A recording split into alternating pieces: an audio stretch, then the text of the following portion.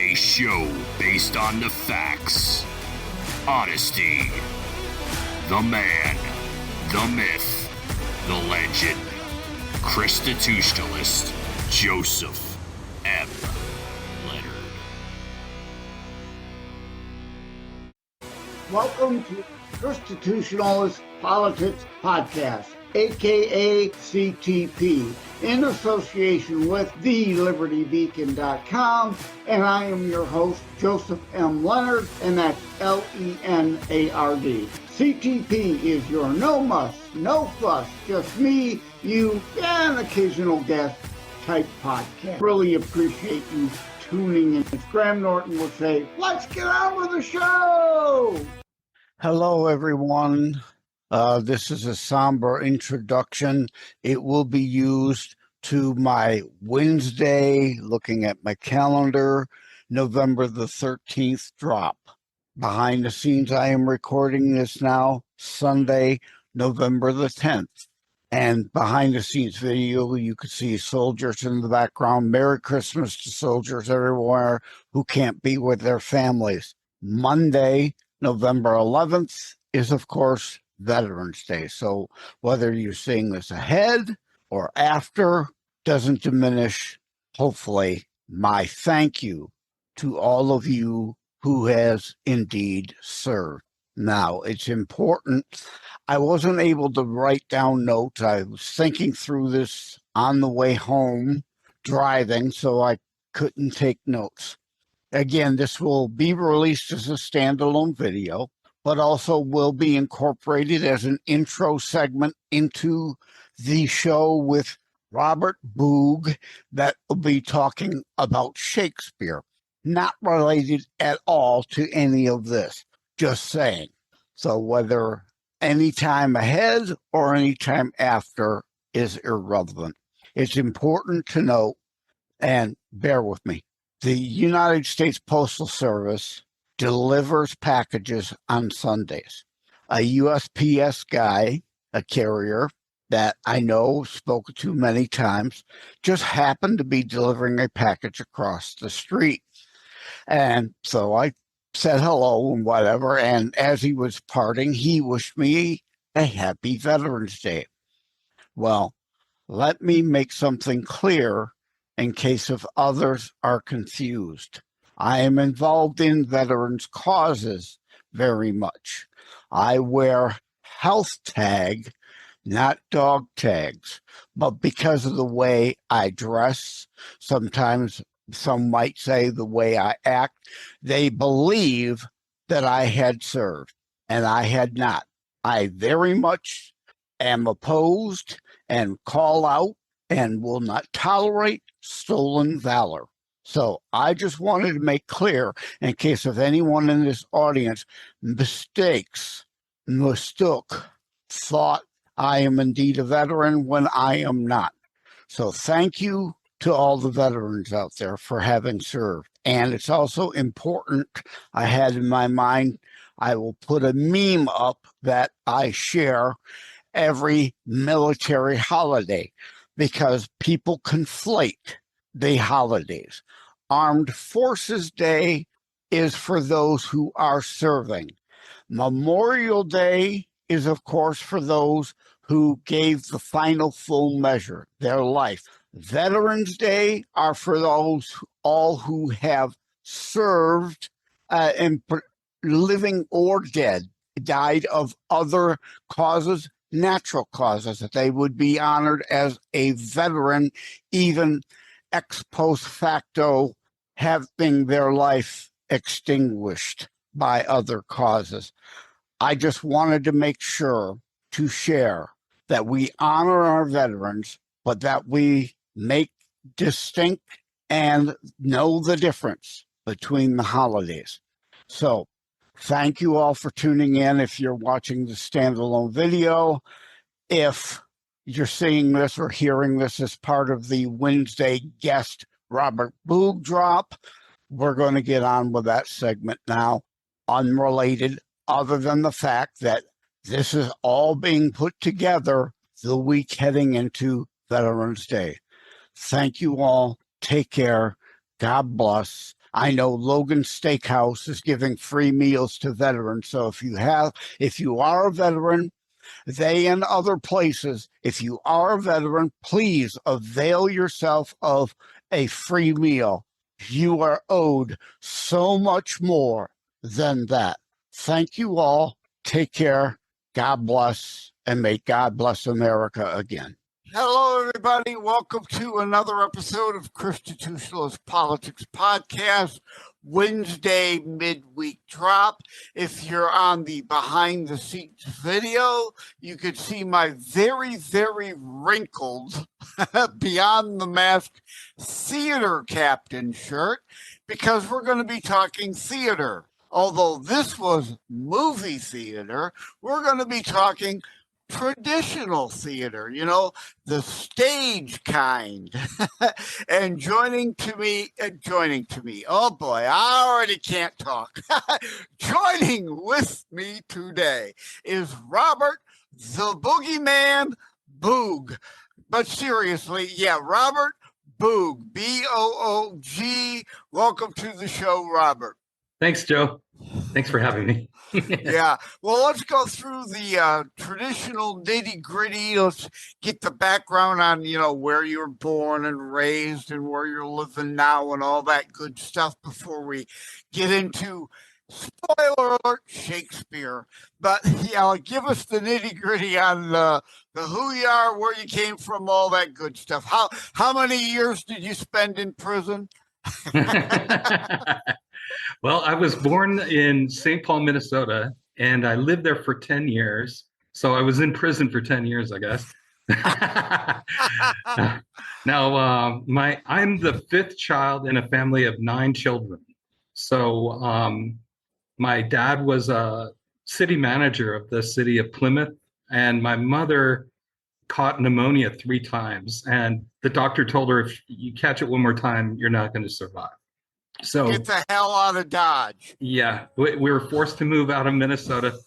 And my dad had a job lined up in Indio, California, which is where they have some big music festivals and stuff, Stagecoach and things like that. And when he arrived in California, the job was filled. So we had a crash at my aunt's house. So just imagine 11 people crashing at it. My aunt and uncle. My poor aunt was in a wheelchair too, by the way. And we crashed at her place for about probably 6 months, and then we moved out. And I graduated high school, or my folks moved to Santa Clarita, California, which is known for the Santa Clarita Diet, I guess. And I knew that name from somewhere. Yeah. So I attended schools locally here. I got a scholarship to UCLA, graduated in 4 years. And while I was at UCLA, my dad and mom started a real estate company. I went to the library. My dad said, you should get your real estate license. So I studied some books that I found in the library, took the test, and I passed it. So I had my real estate license in my hot little hand before graduating. And so that's kind of how I started. But the first week I was in real estate, I sold a house. So I went just gangbusters from there. All right. And I apologize for people seeing the video. You see me kind of twisting and turning and tweaking. I got a tweak in my neck here. I don't know what I did. I don't know if it was from sleeping or working around the yard today or what, but whatever. So if I look like I'm squirming on the video, I am. I got a kink in the neck there that just doesn't want to work out. But you're here today to talk about Shakespeare, or shall we say, plays by potentially Edward de Vere. At least that's what some allege. Some would call it a conspiracy. I'm 62. I was born in 62. in high school, I was part of a play production team. We didn't put on Shakespeare. We did Guys and Dolls, like a lot of schools do, you know, 'cause a lot easier. I wasn't interested in acting. I was more. Were you Nathan Detroit? Yeah. That's a good one. I should have been. No, I was not interested at all in being on the stage, but behind the stage, helping and doing all that stuff. But I mean, I recall back in high school days this conspiracy, and you know, a lot of people think it's reality. I'm not taking a position one way or the other. A lot of people wrote for other people, and others got credit for their work. So I don't know what to think on this one. I'm not concerned about it. Ad hominem attacks that Shakespeare was a pedophile. So how much of this is earnest reality wanting to deal in fact, and how much of it is jealous idiots just creating a stir? I don't know. What do you think? Okay. I want you to imagine the 1950s. And in the 1950s, there was a man by the name of Ian McClellan Hunter. And in 1953, he won the Oscar for a screenplay called Roman Holiday. So Ian McClellan Hunter was a real person involved in screenplay, movie making, television, and movies for several years.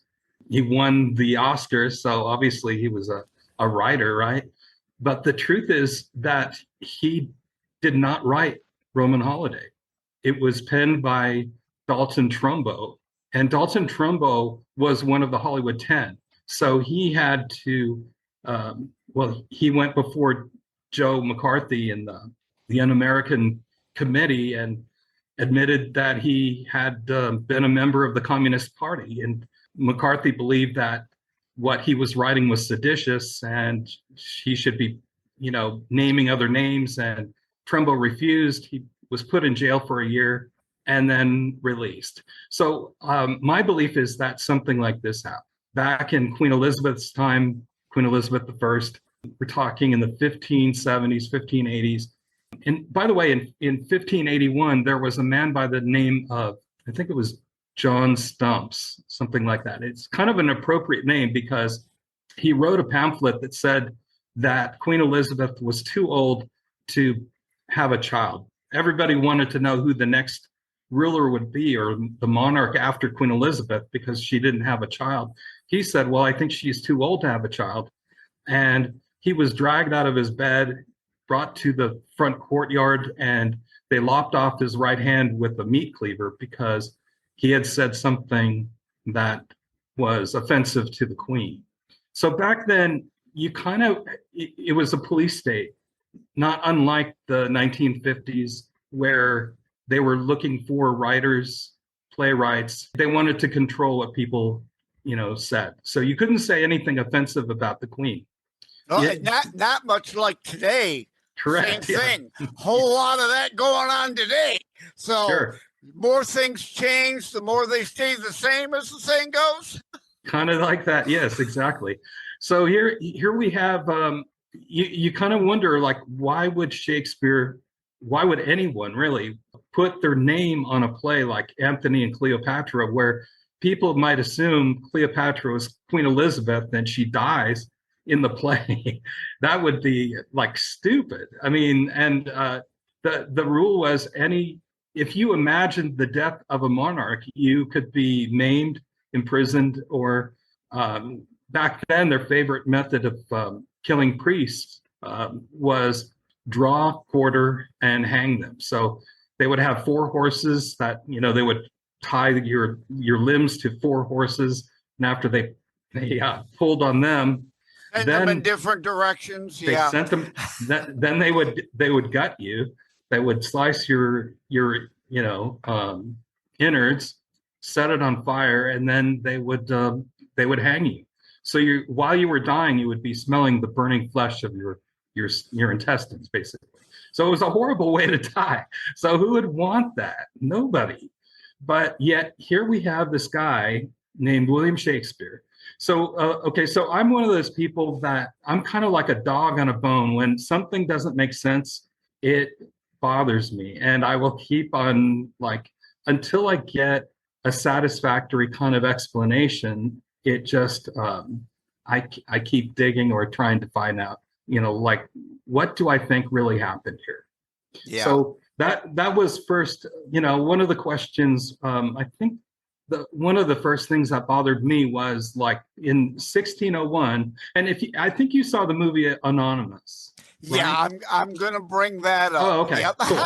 Yeah, okay. So in 1601, there was a guy by the name of Robert Devereux, and Devereux, who was the Earl of Essex, they call it the Essex Rebellion, that he and this mob were going to take over Queen Elizabeth while she was watching a play by Shakespeare, Richard II. The man who paid for the performance was a guy by the name of Gilly Myrick or something like that. Now, Gilly Myrick was drawn, quartered, and hung. He just paid for it. The Earl of Essex was beheaded, and Henry Wriothesley, or Wriothesley, however you want to call him, was imprisoned in the Tower of London. These were the main people. But the person who wrote the play, William Shakespeare, never questioned. Nothing ever happened to him. So it's off. You know what I mean? There's something wrong here that isn't right. I was an English major at UCLA. I took several Shakespeare courses, but I was a believer that he was the Glover's son. I bought that story, and I didn't disbelieve it. And for probably like 30, 35 years, I thought it never crossed my mind. And then I watched this movie, and then suddenly it was like dominoes falling into place where I started wondering, like, what is going on? There's something not right here. And so I started to do my little research. Well, Before we go on more with some of the serious stuff, my listeners know I can never avoid lame puns. So I'm an author. I've got 5 international books out right now. I'm not William Shakespeare. I'm William Shakes Javelin. But and there you go. Right. And I got to tell my Shakespeare joke. To be or not to be is truly the question.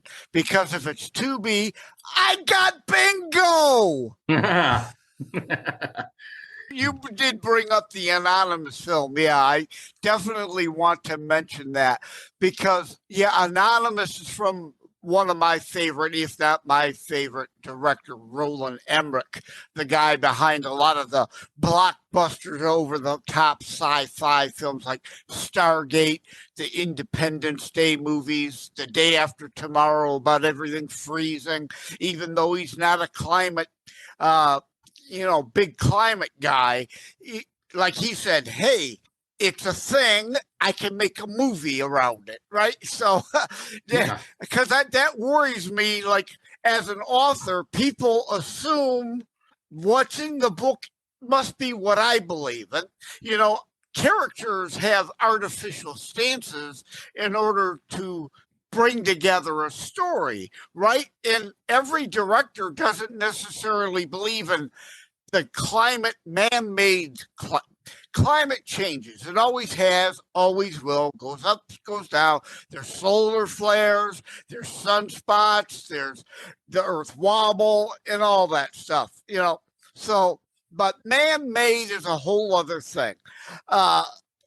I forgot where I was going to go with it. But anyway, So Roland Emmerich, Stargate, one of my favorite films, definitely my favorite TV show. The Day After Tomorrow, which got me off on the climate thing. He did a film called Anonymous, as you said, which is a fictionalized drama or historical drama. They say it involved, like Beyond the Mask and my Terror Strikes book, there's supposedly some historical accuracy mixed in with the fictionalism that tells that story of Shakespeare really wasn't the author. And again, for those listening, I am not taking a position one way or another. All these years later, frankly, in my mind, I don't give a darn. It don't matter too much. But this is a great topic. It's a wonderful subject, and it certainly does matter to a lot of people. That's why Robert Boog is on. So you did see the anonymous film also? That came out in 2015, it was. No, that was Beyond the Mask. Came out in 2015. Anonymous came out in 2011. So that was quite a while ago. But like I say, all the way back to high school, when I was in high school in the late 70s, this was a thing then. So this is not something new. Correct. I didn't see the movie when it premiered, when it came out. But the portrayal that they have in that movie is actually one that is endorsed by a lot of what are called Oxfordians, people who believe that the 17th Earl of Oxford was indeed Shakespeare. You said Shakespeare's javelin. Well, they would say that this was another name for male pleasure, put it that way. Oh, so, yeah, right. Yeah, so exactly, yeah. So this was not quite a double entendre, pretty much an in your face with it, yeah. Yeah.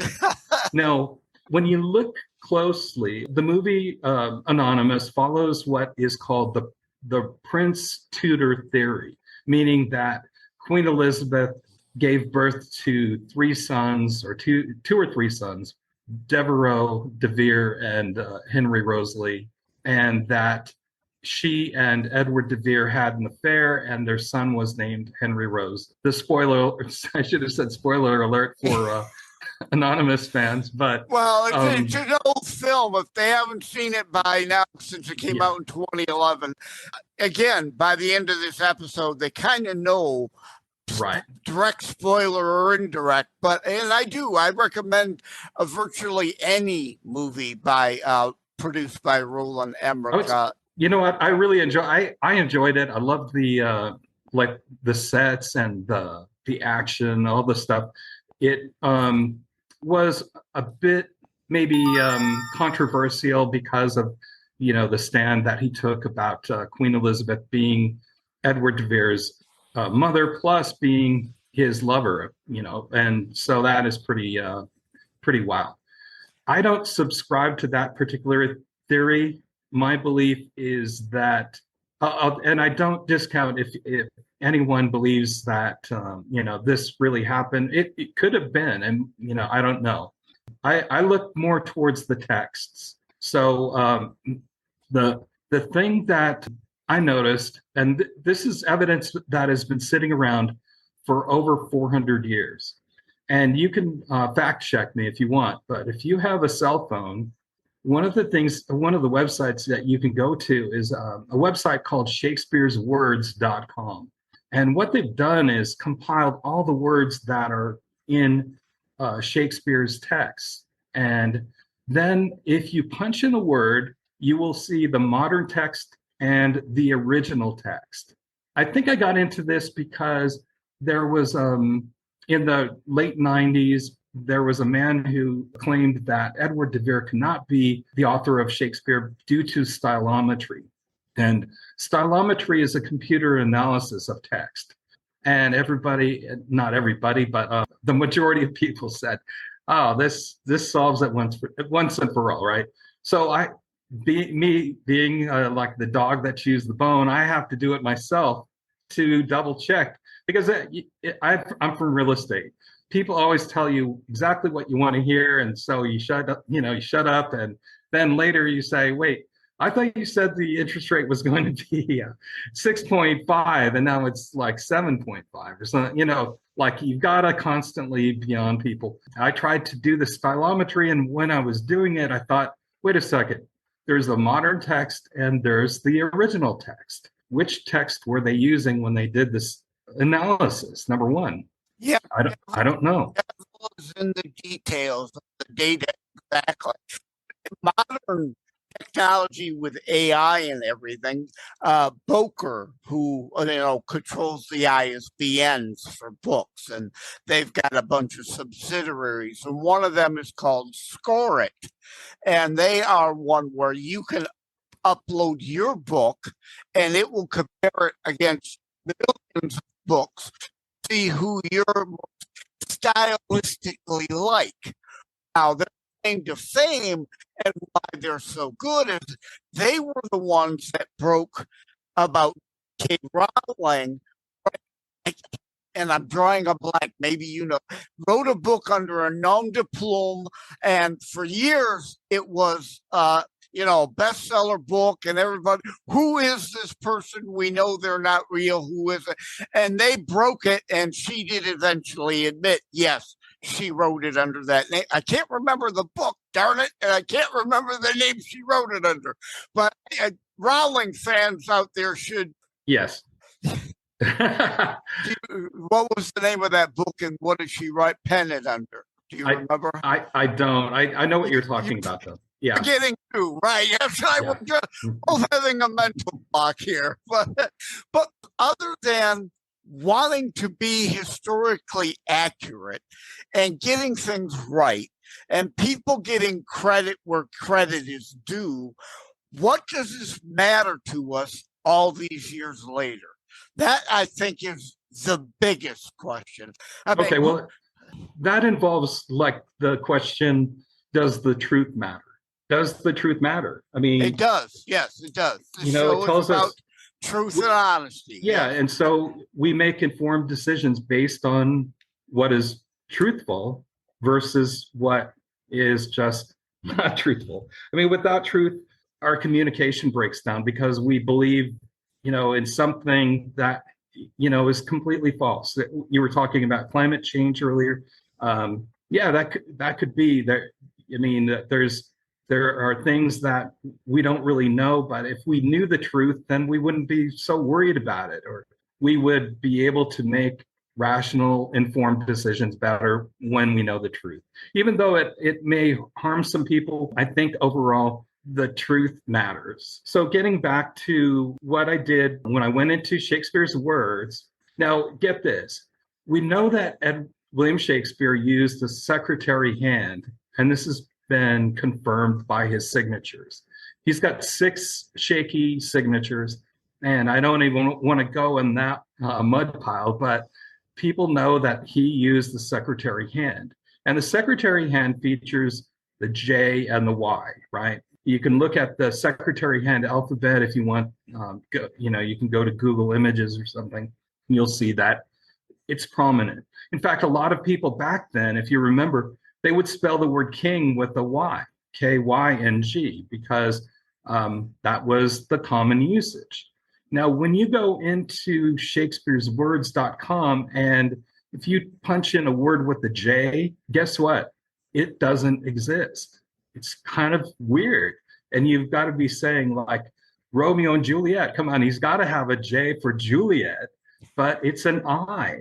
Now, here's the thing. Edward de Vere, when he was 4 years old, he was put in a house, the house of Sir Thomas Smith. Sir Thomas Smith taught Greek at Cambridge University. And back then, students had to learn Greek and Latin if they wanted to go to a university. The reason why is because all of the books were either in Greek or Latin, one of the two. There are very few books in English. By the age of 8, Edward de Vere was attending college at Queen's College University, and there was an entrance exam for students. Now, here you have an 8-year-old who can pass this difficult Latin exam to get in. Of course, he's been helped by Sir Thomas Smith and his wife, who spoke Greek and spoke Latin through the house.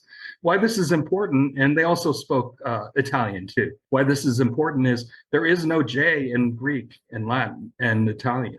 I mean, today, if you know Spanish, you know the word Juan, it's spelled with a J, right? But it's silent. And so in Italian, they just don't even have it. What letter do they replace the J with? It's replaced with an I.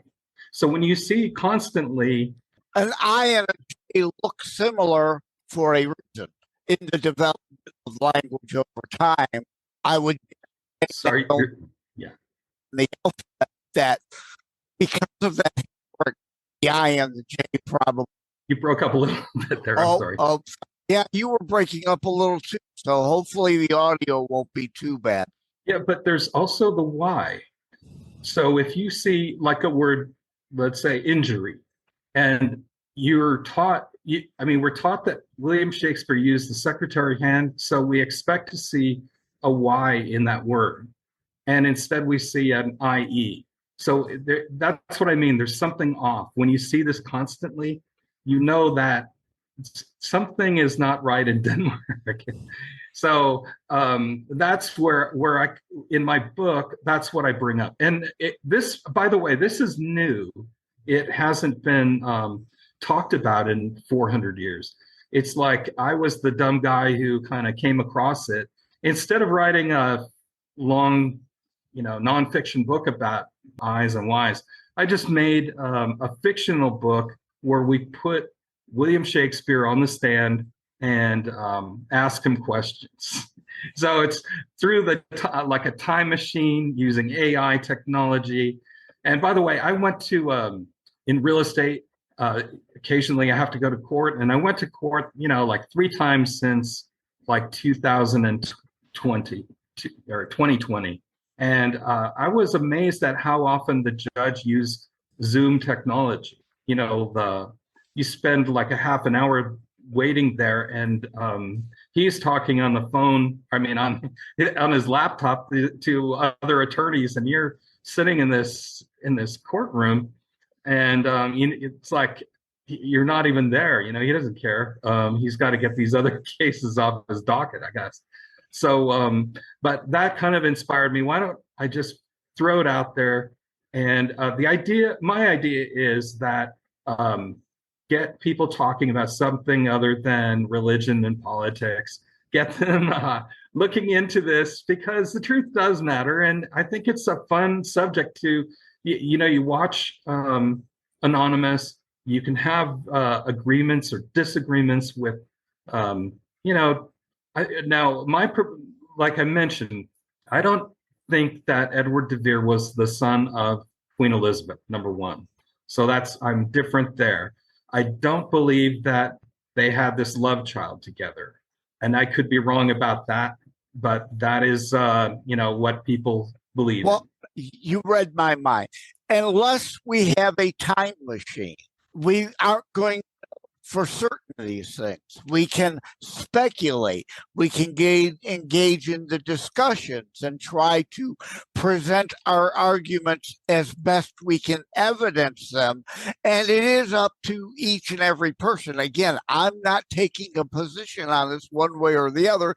I'm just here to let you present your aspect of it to the audience as food for thought. But now let's give the title of your book.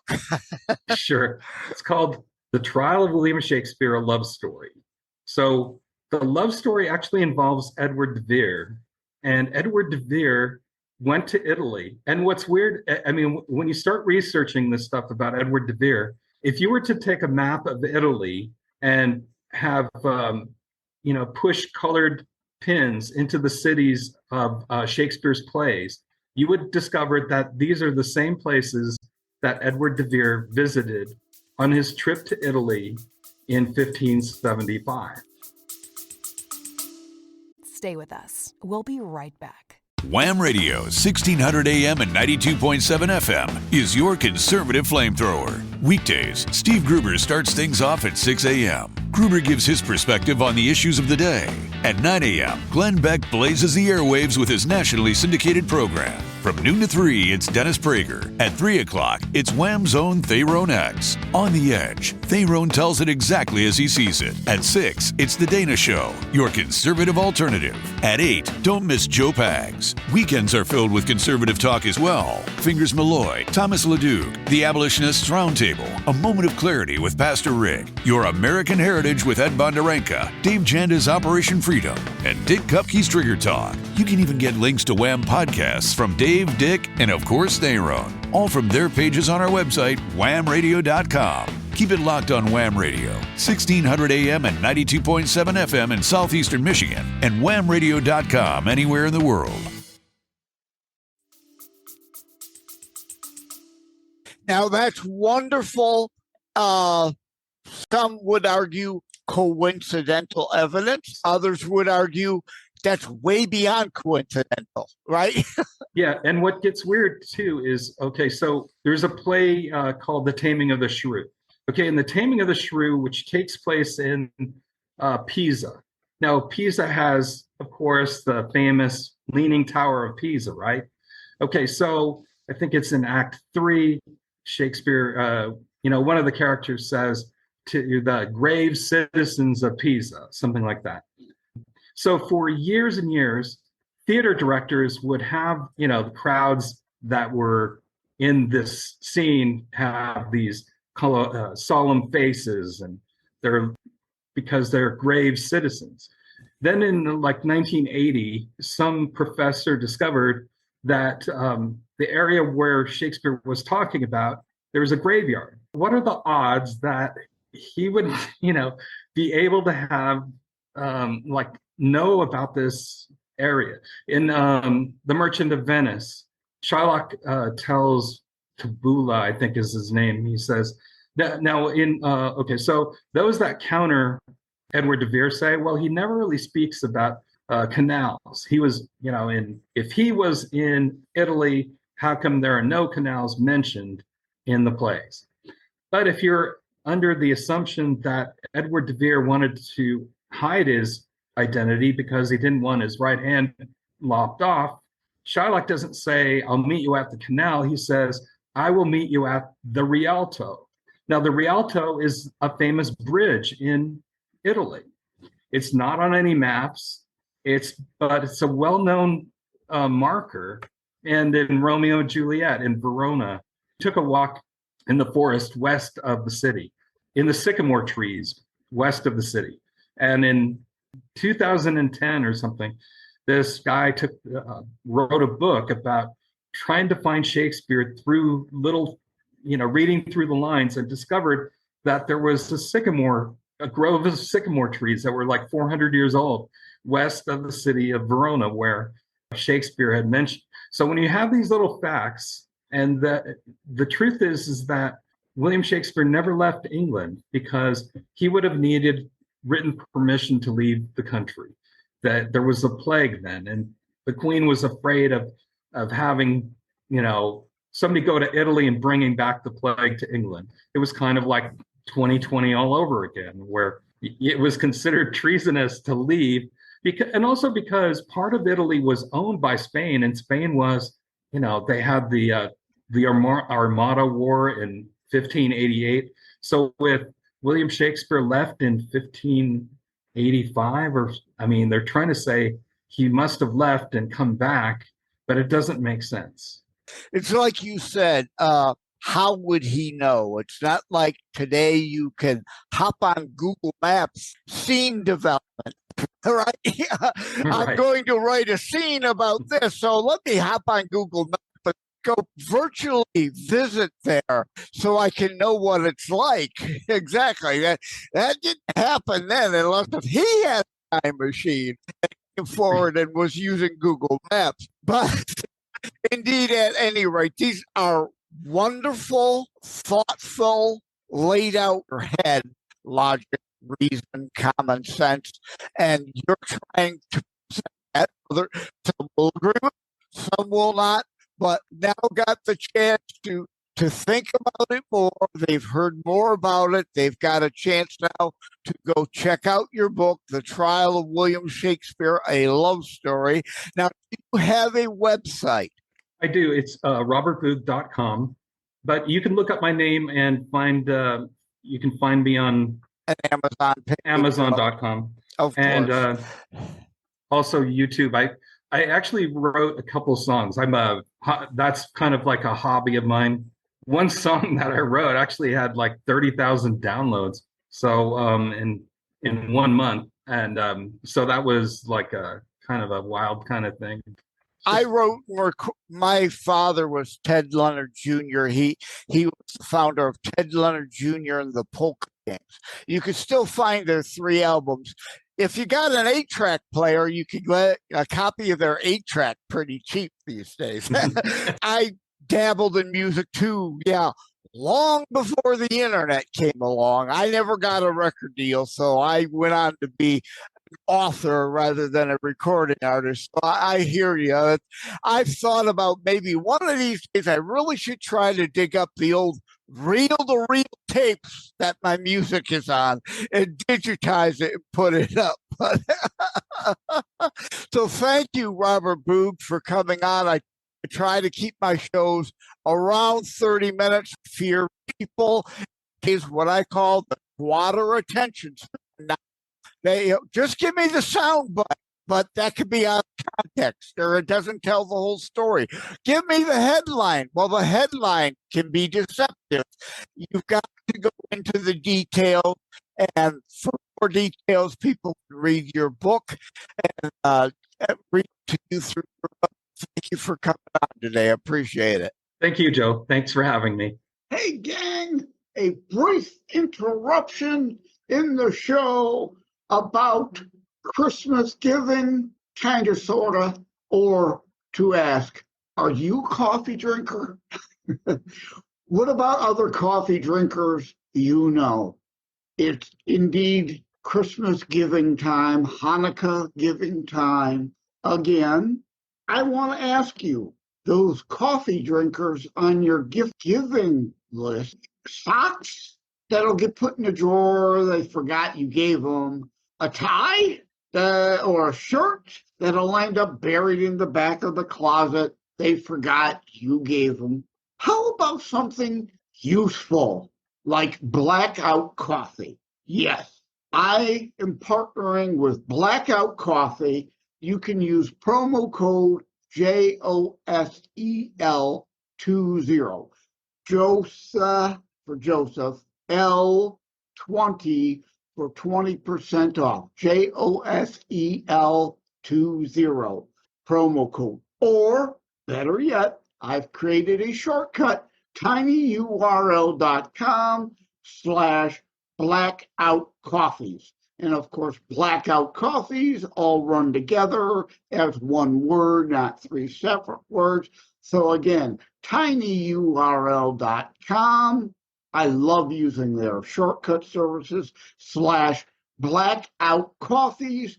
Should take you right in and automatically apply your 20% discount. So for yourself or for others, this Christmas, give Blackout Coffee something you know they're going to use, something they're going to enjoy, something that they then fondly remember you and your gift every time they sip from the Blackout Coffee cup of coffee.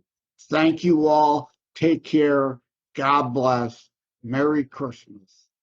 Thank you for having tuned in for ChristiTutionalist Politics Show. If you haven't already, please check out my primary internationally available book, Terror Strikes, coming soon to a city near you. Available anywhere books are sold. If you have locally run bookstores still near you, they can order it for you, or autographed copies are available online direct from me via terrorstrikes.info/shop. Be sure to check out more about today's discussion at thelibertybeacon.com, where my articles drop every Saturday. And let me remind, over time, the fancy high production items will come. But for now, for starters, it's just you as a very appreciated listener by me. All substance, no fluff, just straight to key discussion points. A show that looks at a variety of topics, mostly politics, through a Christian U.S. constitutionalist lens. So again, thank you from the bottom of my heart. Take care. God bless. Just wanted to give a brief shout out and thank you to all the folks on iHeartRadio, Player FM, being 2 in the top 3 platforms that my show, ChristiTutionalist Politics, is most often listened. So thank you all. Take care. Like and subscribe to ChristiTutionalist Politics Podcast and share episodes. We need your help. It is a myth that terrorism stopped during COVID. Unfortunately, mainstream media opted to prioritize pandemic hysteria over promoting all news. Terrorism continues. Simply hoping that it doesn't affect you is not a strategy. The new book, Terror Strikes, coming soon to a city near you, featured on The Author Show, is now available in paperback from bookstores, online, or as an ebook exclusively through Amazon Kindle. Terror Strikes, coming soon to a city near you by Joseph M. Leonard. Order today.